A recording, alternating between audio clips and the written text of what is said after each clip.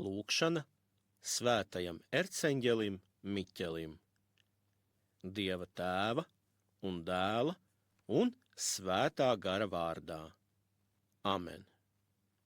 Cildenais debesu karapulku vadoni, svētais erceņģeli Miķeli, stiprini un aizsargā mūs cīņā pret ļauno garu, pret tumsības valdnieka spēkiem un varām.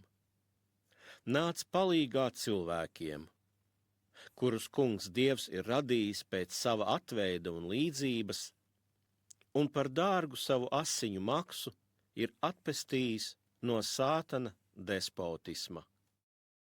Svētā baznīca godina tevi kā aizbildni.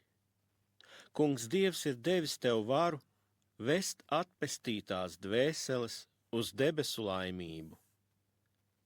Aizlūdz miera Dievu, lai viņš izskaustu Sātana varu, ka tas nespētu uzkundzēties cilvēkiem un kaitēt baznīcai. Aiznes mūsu lūgšanu visaugstā Dieva priekšā, lai Kungs iežēlojas par mums.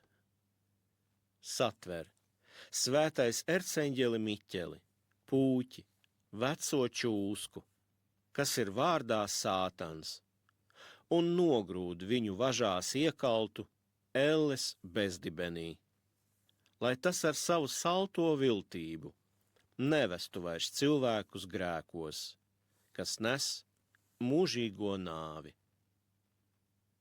Svētie sargeņģeļi, vadiet mūs visās mūsu gaitās, dodiet padomu šaubu brīžos, mieriniet bēdās, pasargiet no grēka un no visa ļauna. Amen.